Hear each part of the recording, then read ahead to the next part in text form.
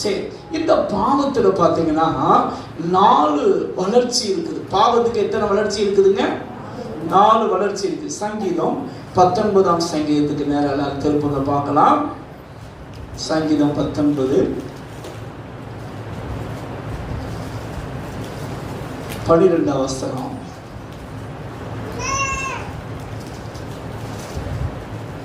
தன் பிழைகளை உணர்கிறவன் யார்? 12, 13 நோட் பண்ணிக்கோங்க. பாவத்தின் வளர்ச்சி அப்படின்னு கேட்டு போடுங்க. பாவத்துக்கு என்ன இருக்குதுங்க? வளர்ச்சி இருக்குது. ஃபர்ஸ்ட், தன் பிழைகளை உணர்கிறவன் யார்? மறைவான குற்றங்களுக்கு என்னை நீங்களாக்கும் துணிகரமான பாவங்களுக்கு உமது அடியனை விலக்கி காத்தருளும். அவைகள் என்னை ஆண்டு கொள்ள விட்டாதரும். அப்பொழுது நான் உத்தமனாகி பெரும் பாதகத்துக்கு நீங்களாயிருப்பேன். இந்த பாவத்துக்கு வளர்ச்சியை சொன்னேன். முதல்ல பாவம் என்னன்னா பிழை. என்னதுங்க?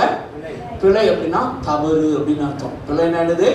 தவறு. ஃபர்ஸ்ட் பாயிண்ட் தவறு. ரெண்டாவது, அந்த பாவம் என்னதான் மாறும்னா மறைவான குற்றமா மாறும். என்னதான் மாறும்? நீங்க ஒரு சின்ன பாவம் ஃபர்ஸ்ட் செய்வீங்க, அதுக்கடுத்து நீங்க எப்படி செய்வீங்க தெரியுமா? ஒளிஞ்சு செய்ய ஆரம்பிப்பீங்க. எப்படி செய்ய ஆரம்பிப்பீங்க? அடுத்த வளர்ச்சி என்னதான் மாறும்? ஒரு சின்ன பாவத்துக்கு நீ இடம் கொடுத்துட்ட அப்படின்னா இங்க இருக்கிறவங்களை கொடுத்து ஆண்டவர் சொல்றது பொய் சொல்ற அப்படிங்கிறது. நீ பொய் சொல்றது சாதாரண நினைக்கிற, ஆனா பொய் ஒண்ணு நரகத்துக்கு கொண்டு போயிடும். எங்க கொண்டு போயிடும்?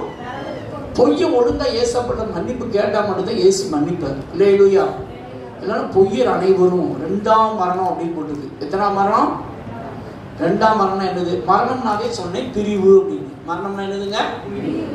2ஆம் மரணம் அப்படின்னா நித்தியமா நரகத்துக்கு போயிடும். அங்க தேவ பிரசன்ஸை நீ உணரவே முடியாது. இப்ப நம்ம பூமியில நீங்க நல்லா பாருங்களேன், மக்கள் நிறைய பேர் அட்டுழியம் பண்றான்.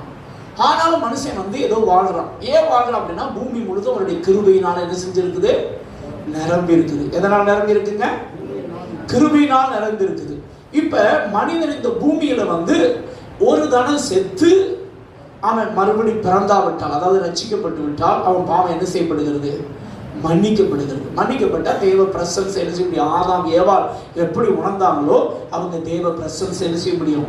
உணர முடியும். தேவ சத்தத்தை கேட்க முடியும். தேவனோடு நடக்க முடியும். யாரு?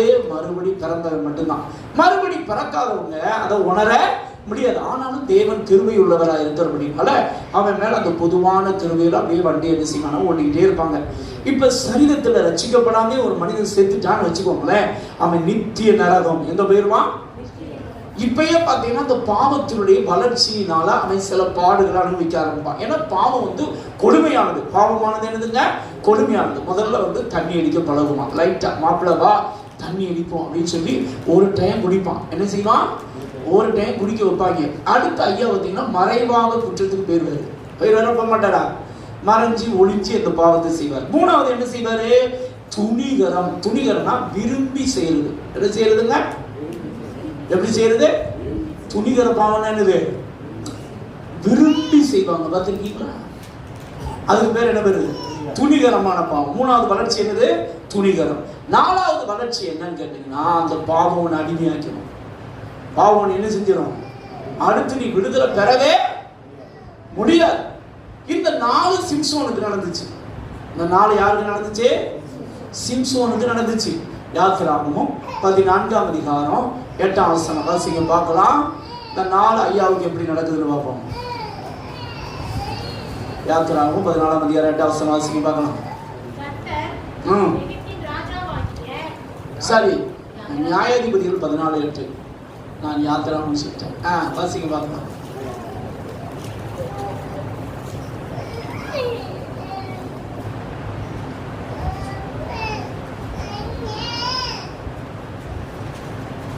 என்ன இவ்வளவு நேரம்?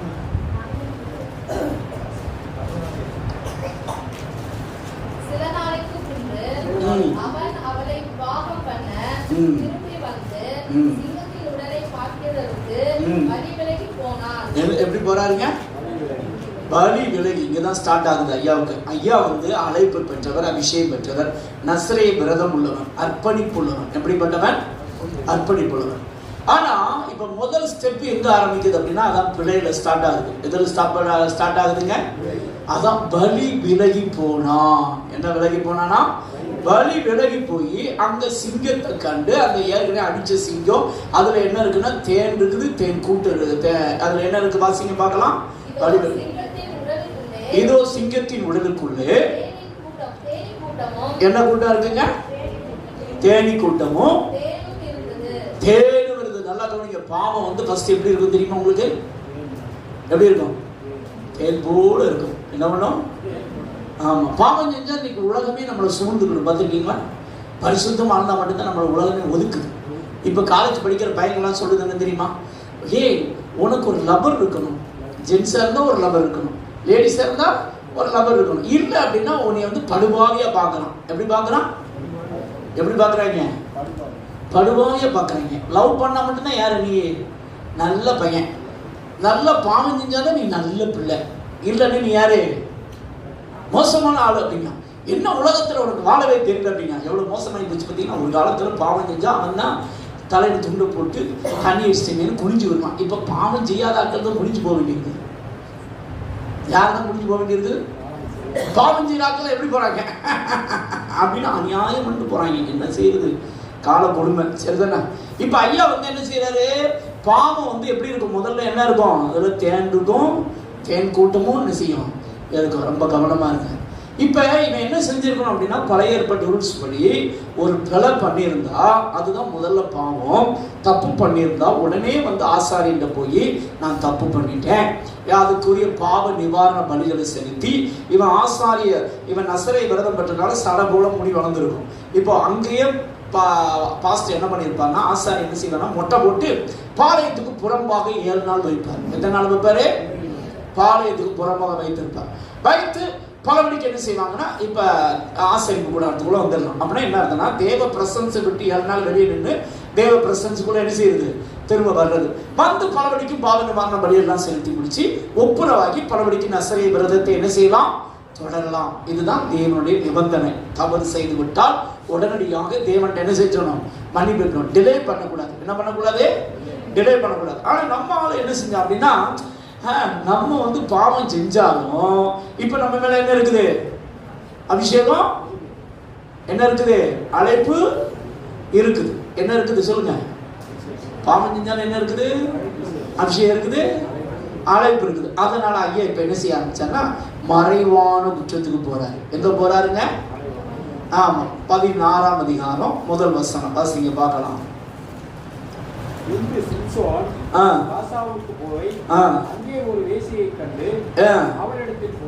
பாத்தீங்களா எவ்வளவு கொடுமைக்கு கொண்டு போயிடுச்சு? பாத்தீங்களா ஐயா எங்க போனாரு? பின்பு ஒரு வேசியை கண்டு அவரிடத்துல போகிற அளவுக்கு மறைவான பாவத்துக்குள்ள என்ன செய்யலாம்? போகலாம். சரி, இது அடுத்த ஸ்டெப் எங்க போகுது அப்படின்னு கேட்டீங்கன்னா, துணிகரமான பாவத்துக்கு என்ன செய்யுது? கொண்டு போகுது. என்ன போகுதுங்க? அடுத்து பாருங்க, 16ஆம் அதிகாரம் 6ஆம் வசனம். சாரி, 4ஆம் வசனம் வாசிங்க. அதற்கு பின்பு அவன் சோர்வம் காற்றங்கரையில் இருக்கிற தெரியலால் என்னும் பேருள்ள ஒரு சிறியோடைய சிநேகமாய் இருந்தான். பாத்தீங்களா? இதுதான் என்னதுன்னா, விரும்பி பாவத்தை செய்ய ஆரம்பிக்கிறது. என்ன செய்ய ஆரம்பிக்கிறது? துணிகரம். என்ன ஆரம்பிக்குது? துணிகரம் ஸ்டேஜுக்கு கொண்டு போகுது. இப்போ இந்த துணிகரத்துக்கு நீங்கள் போயிட்டீங்க அப்படின்னா, பாவம் உங்களை என்ன செஞ்சிடும் தெரியுமா? அடிமைப்படுத்தி விடும். என்ன படுத்தி விடுங்க சொல்லுங்க? 4ஆம் ஸ்டேஜ் உங்களை எங்க கொண்டு போயிடும்? அடிமைப்படுத்திடும். நீங்க செஞ்சே ஆகணும் அப்படின்னு. இப்ப தெரியலாள் வந்து இவளுக்கு என்ன வைக்கிறான்? வலை விரிக்கிறான். என்ன விரிக்கிறா? வலையை விரிக்கிறா. அவ கேட்கிறா, ஏயா உன் பலன் எதுல இருக்குது? எனக்கு என்ன செய்யணும்? சொல்லணும் அப்படின்னு சொல்லி 6ஆம் வசனத்திலிருந்து கேட்கிறான். அவ வந்து நமக்கு என்ன வைக்கிறா? கீழே கன்னி வெளி வைக்கிறான்னு தெரியுது. தெரிஞ்சு முதல் ஸ்டெப்லேயே வந்து அந்த கட்டுலாம் என்ன செய்யுது? நீங்கிருது. நீங்கிட்டா சுதாரிச்சிருக்கணுமா வேண்டாமா? சுதாரிக்கணும். ஆனா ஐயா சுதாரிச்சாரா? 2ஆம் தடவை ஒருக்கா கேட்கிறான், அப்பையும் அவன் விடுவிக்கப்படுறான். 3ஆம் தடவை கேட்கிறான், அப்பவும் விடுவிக்கப்படுறான். ஆனா அவனால அந்த பாவத்திலிருந்து என்ன செய்ய முடியல? வெளியே நல்லா கவனிங்க. பாவத்திலிருந்து அவனால என்ன செய்ய முடியல? வெளியே. பாவம் அவனை என்ன செஞ்சிருச்சு? அடிமைப்படுத்திருச்சு. ஒருத்தர் நமக்கு வந்து வெடிகுண்டு வச்சுக்கிட்டு இருக்கா, அணுகுண்டு வச்சுக்கிட்டு இருக்கா, இது நம்மளை மோசமாக்கிறோம்னு தெரிஞ்சாலும் அவனால் அதுல இருந்து என்ன செய்ய முடியல, வெளியே. தேவ பிள்ளையே, உங்களுக்கு ஒரு அன்பான வேண்டுகோள், பாவத்துல விளையாடாத, பாவத்துல என்ன செய்யாத. ஒரு சின்ன தப்பு பண்ணிட்டா உடனே இயேசுகிட்ட வந்து விழுந்துடணும். யாருக்கிட்ட விழுந்துடணும்? ஏசப்பாட்ட விழுந்து, ஆண்டவரே என் பாவத்தை மன்னிச்சிடும், இதை ஜெயிக்கக்கூடிய கிருபை எனக்கு என்ன செய்யும் தாருன்னு கேட்கணும். நீ அசால்ட்டா இருந்த, அது உன்னை அடிமைப்படுத்தி விட்டால் நீ சாக வேண்டிய நிலைமைக்குள்ள போயிடும். இது இவனை அடிமைப்படுத்தினது. கடைசியில பாத்தீங்கன்னா அவள் திரும்ப திரும்ப கேட்டோட 4வது முறை அவன் என்ன சொல்றான் தெரியுமா? வாசிங்க பார்க்கலாம். 15ஆம் வசனத்திலிருந்து வாசிங்க பார்க்கலாம். 16ல இருந்து வாசிக்கலாம். இப்படி அவனை தினம் தினம் நெருக்கி அலட்டி கொண்டிருக்கிறதுனால் சாகத்தக்கதாக அவன் ஆத்துமா விசனப்பட்டு தன் இருதயத்தை எல்லாம் அவனுக்கு வெளிப்படுத்தி,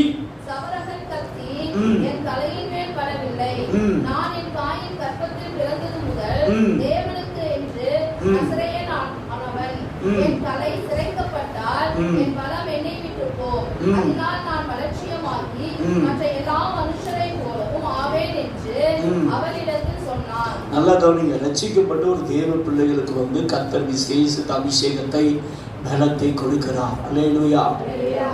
ஆனா உன் பலத்தை பறிக்கிறதா யாருடைய டியூட்டி? சாத்தானுடைய டியூட்டி. ரத்தம் சிந்தப்படத்தக்கதாக பாவத்துக்கு எதிர்த்து நிற்கவில்லை. எபிரேயர்ல 12ஆம் அதிகாரத்துல 3-4 நினைக்கிறேன். ரத்தம் சிந்தப்படத்தக்கதாக பாவத்திற்கு என்ன செய்யா? எதிர்த்து நிற்கவில்லை. பாவத்துக்கு எதிர்த்து நிற்கனா பிசாசுக்கு எதிர்த்து நிற்கணும்னு அர்த்தம். அல்லேலூயா. பாவத்துக்கு எதிர்த்து நிற்கணும்னா என்னத்தை எதிர்த்து நிற்கிறது? சாத்தான் எப்படிப்பட்டவன்? பாவத்தின் மொத்த ரூபமே யார் தான் சொல்லுங்க? பாவத்தின் மொத்த ரூபமே யாருங்க? சாத்தான். அப்ப பாவத்துக்கு நீங்க என்ன செய்யணுமா? ரத்தம் சிந்தப்படத்தக்கதாக எதிர்த்து நிற்கணுமா? அப்ப உயிரே போனாலும் நான் என்ன செய்ய மாட்டேன், பாவம் செய்ய மாட்டேன்னு சொல்லணும். அல்லேலூயா.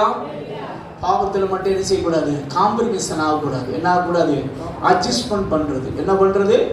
அட்ஜஸ்ட்மெண்ட் பண்றது. சிலர் பாத்தீங்கன்னா இவங்க அட்ஜஸ்ட்மெண்ட் பண்ணுவாங்க. என்ன அட்ஜஸ்ட்மெண்ட் பண்ணுவாங்கன்னா, மற்றவங்க செய்யற பாவத்து இவங்களுக்கு தெரியும், ஆனா பாவத்துக்கு இவங்க உடந்தையா இருப்பாங்க. இவங்க பாவம் செய்ய மாட்டாங்க, ஆனா என்ன செய்வாங்க? உடந்தையா இருப்பாங்க. ஒருத்தங்க தப்பு பண்றாங்க அப்படின்னு தெரியும், ஆனா தப்புக்கு என்ன செய்வாங்க? சப்போர்ட் பண்ணுவாங்க. நல்லா கவனிக்கணும். நீங்க சப்போர்ட் பண்ணீங்கன்னா பாவம் செஞ்சவனுக்கு என்ன பனிஷ்மெண்ட் வருமோ, பாவம் செய்யாத உனக்கு அதே பனிஷ்மெண்ட் வரும். ஜாக்கிரதை.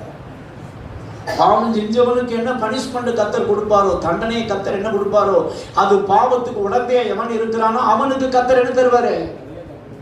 அதே தண்டனை வரும். அதனால வெரி கேர்ஃபுல்லா இருக்கும். எப்படி இருக்கணுங்க? கேர்ஃபுல்லா இருக்கணும். இப்ப இந்த 4 நடந்ததுனால என்ன நடந்துச்சு? ஐயாவுக்கு பாவம் அடிமைப்படுத்துறதுனால கடைசியில மொட்டை பாயசமாகி குருடனா மாறிட்டான். எப்படி மாறிட்டாங்க? நல்லா கவனிக்கணும். நீங்க பாவத்தின் வளர்ச்சிக்கு இடம் கொடுத்தீங்க அப்படின்னா உங்களுக்கு கர்த்தர் கொடுத்த அழைப்பை மொட்டையாக்கிடுவான், கர்த்தர் கொடுத்த அபிஷேகத்தை மொட்டையாக்கிடுவான். கடைசியில கர்த்தர், நீ ரட்சிக்கப்படும் போது ஆவிக்குரிய கண்ணை கர்த்தர் திறந்துப்பாரு, அந்த கண்ணையும் சாத்தான் குருடாக்கிடுவான். கண் குருடாக்கப்பட்டு விட்டால், நீ ஆரம்ப நாட்கள் ரட்சிக்கப்பட்ட பொழுது உனக்கு வேதத்தை வாசிக்கும் பொழுது வேத வசன வெளிப்பாடுகள்லாம் கிடைக்கும். நீ ஆரம்ப நாட்களில் ஜெபிக்கிற பொழுது நீ நடக்க வேண்டிய வழியெல்லாம் ஆவியானவர் உனக்கு காட்டுவா. ஆனா நீ குருடனாயிட்டேன்னு வச்சுக்கோயே, உனக்கு இப்ப வழியே நீ மற்றவங்களை நடத்தவும் முடியாது. ரொம்ப டேஞ்சரஸான நிலைமை. அதனால தேவ பிள்ளையே பாவத்தில் விளையாடவே கூடாது. இதுதான் ஆவியானவர் ஆண்டவர் எசேக்கியேல் 18ஆம் அதிகாரத்துல 2ஆம் வசனத்திலிருந்து விதமாய் சொல்லுகிறார். பாவத்தின் சம்பளம் மரணம். பாவத்தின் சம்பளம் என்னதுங்க? பாவத்தின் சம்பளம் என்னதுங்க? மரணம் சொன்னேன். அல்லேலூயா.